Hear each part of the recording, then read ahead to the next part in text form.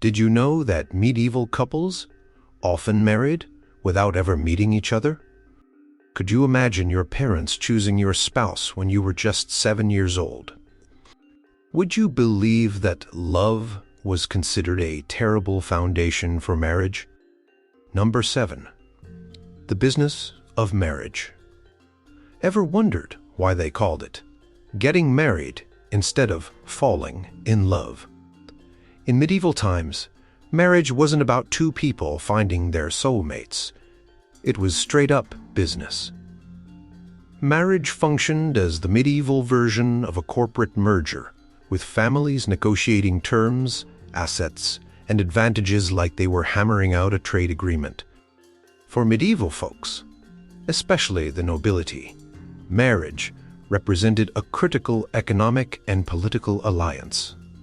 The bride's family would offer a dowry, a package of money, property, or goods that essentially served as her contribution to the union. Think of it as a medieval investment portfolio. The groom's family might counter with mourning gifts or property settlements. Parents would spend years planning strategic marriages for their children, often before the kids could even speak. One particularly wild example comes from 13th century England, where the Earl of Gloucester arranged for his infant daughter to marry the son of a rival nobleman when both children were literally still in cradles. Talk about long-term planning. The arrangement secured peace between the families and merged their considerable estates. For commoners, marriage still operated as an economic partnership, but with much lower stakes. A blacksmith's son might marry a baker's daughter to expand family businesses. A tenant farmer might seek a wife with strong arms for fieldwork and childbearing hips for continuing the family workforce. Romantic. Right. Marriage has always been an economic institution, explains medieval historian Dr. Francis Miller. The idea that you should marry primarily for emotional fulfillment would have seemed absolutely bizarre, even dangerous to medieval people. In modern marriages, we've almost completely flipped this script. Today, economic considerations often take a backseat to emotional compatibility. Modern couples typically meet, date, fall in love, and then decide to marry, a sequence that would seem backward and potentially disastrous to medieval matchmakers. While practical considerations haven't disappeared entirely from modern marriage decisions, they're rarely the primary driving force. When Sarah, 32, decided to marry her husband, Tom, she admits finances were somewhere on the list of considerations, but far below their emotional connection and shared values. "I guess we did talk about combining our student loan debt," she laughs, "but it was more about wanting to wake up next to him every day for the rest of my life." Number 6. The age gap situation. Would you let your 12-year-old daughter marry a 40-year-old man today? In medieval times, this wouldn't have raised nearly as many eyebrows as you might think. Age gaps in medieval marriages could be eye-poppingly enormous by modern standards. It wasn't uncommon for teenage girls to marry men old enough to be their grandfathers. For noble families, a young bride meant more childbearing years ahead, critical for producing those all-important heirs. For older men, especially widowers, a young wife represented new alliances and fresh opportunities for offspring. Consider the case of Joan of the Tower, who became Queen of Scotland at age 7 when she married 45-year-old David II of Scotland. While the marriage wasn't immediately consummated, small mercies, the arrangement was completely normal by medieval standards. The official minimum age for marriage consent was established by the medieval church at 12 for girls and 14 for boys. However, betrothal could happen much earlier. Eleanor of Castile was only 10 when she married the future King Edward I of England. Margaret Beaufort, mother of King Henry VII, gave birth to him when she was just 13 years old, a physically traumatic experience that prevented her from having more children. these dramatic age differences weren't considered problematic, explains medieval family historian Dr. Peter Brunswick. Medieval society viewed children differently, as small adults, rather than as a distinct category of person requiring special protection. Today's marriages show dramatically smaller age gaps. According to recent studies, the average age difference between American spouses is just 2.3 years. Marriages with significant age disparities exist, but are far less common and often attract social scrutiny. The cultural shift reflects changing views about childhood, power dynamics, and the purpose of marriage itself. Modern society's emphasis on mutual emotional fulfillment and partnership makes age-matched couples more logical. Partners at similar life stages can more easily share experiences, relate to each other, and grow together. When Jennifer, 29, was asked about potentially dating someone significantly older, she said, "I can't imagine having enough in common with someone from a completely different generation. What would we even talk about?" Number 5. The divorce dilemma. Ever tried to undo what God has joined together? For medieval couples, that was pretty much impossible. What God has joined together, let no man put asunder. This biblical phrase wasn't just a nice sentiment at medieval weddings. It was strict policy. Marriage in medieval Europe operated under church law, which generally prohibited divorce, as we understand it today. Once the deal was sealed, you were stuck with your spouse until death did you part for real. The Catholic Church's position on marriage was crystal clear. It was a sacrament and a binding contract for life. Full stop, no takebacks.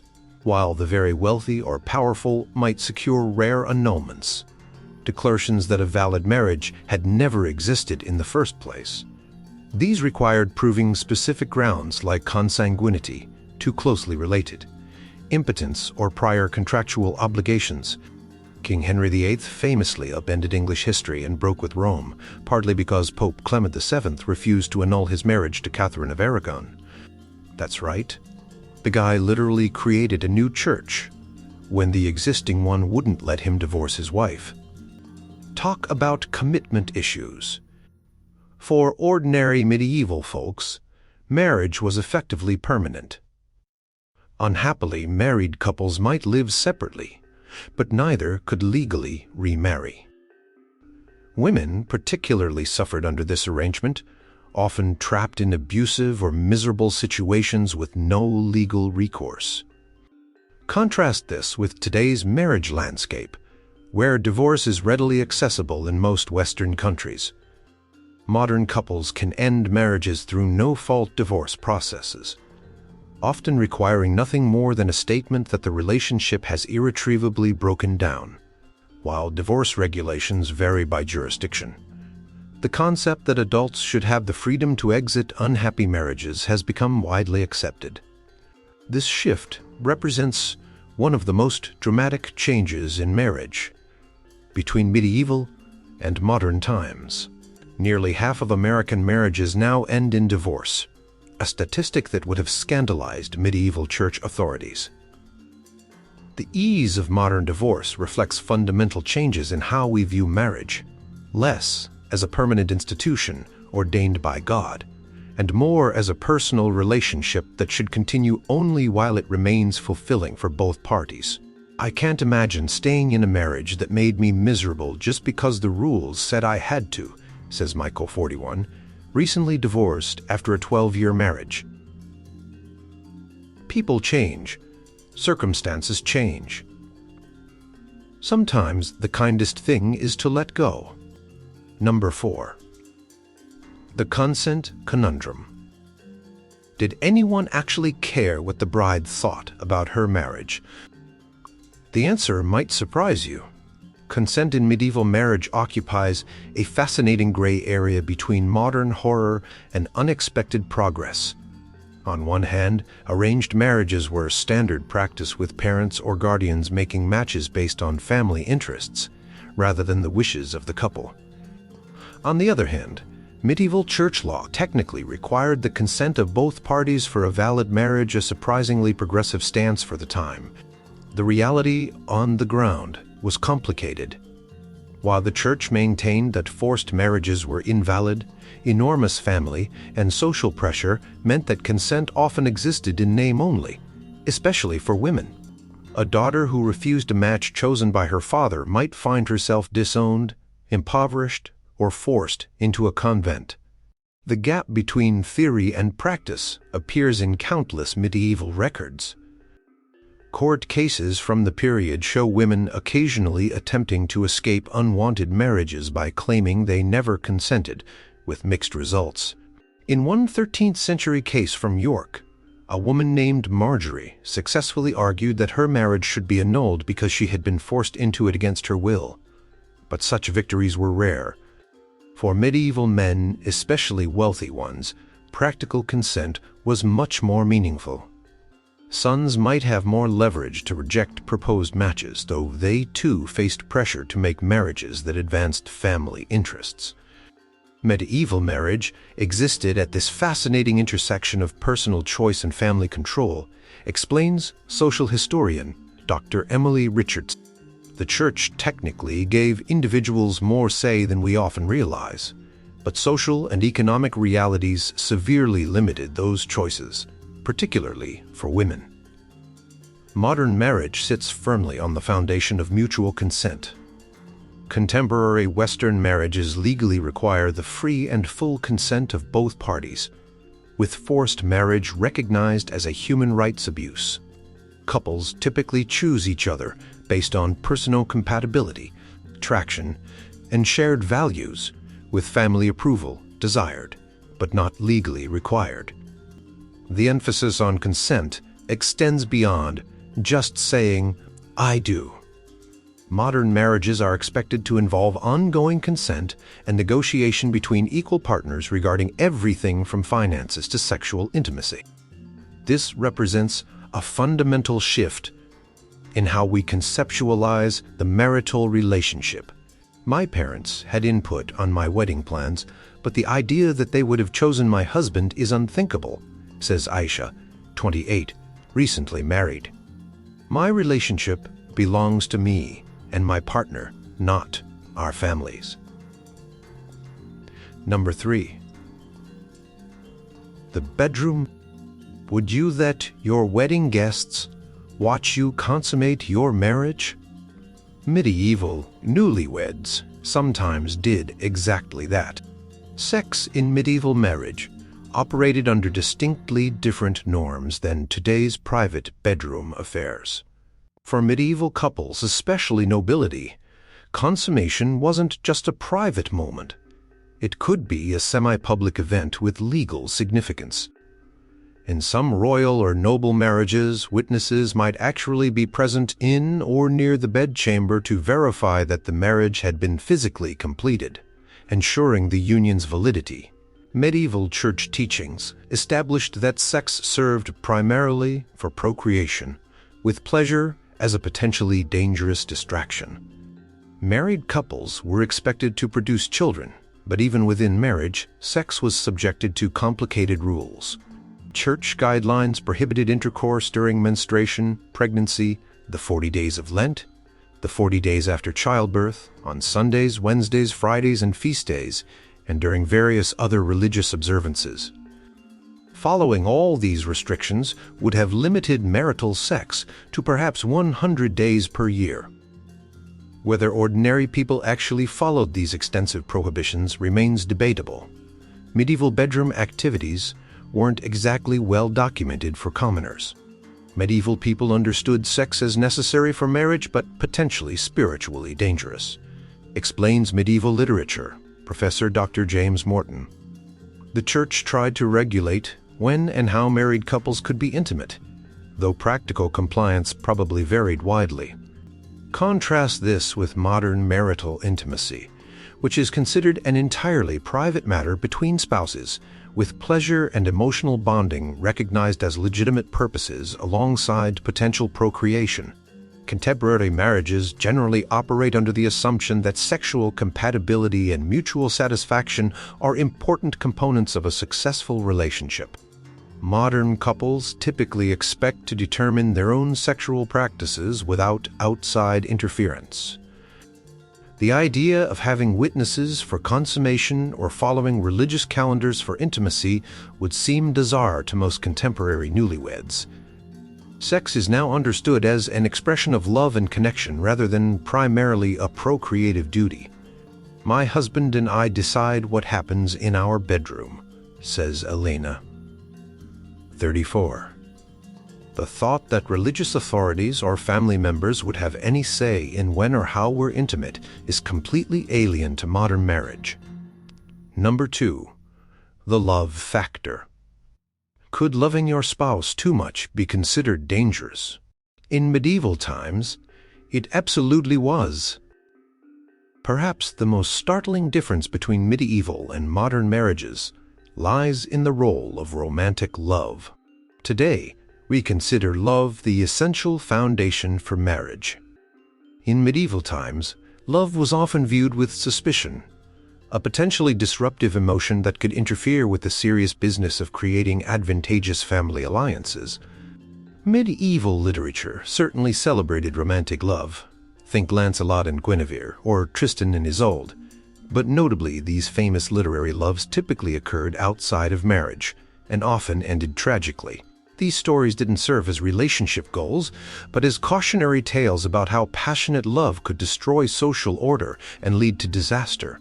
Marrying for love was considered reckless and selfish, explains medieval literature scholar Dr. Rebecca Thompson.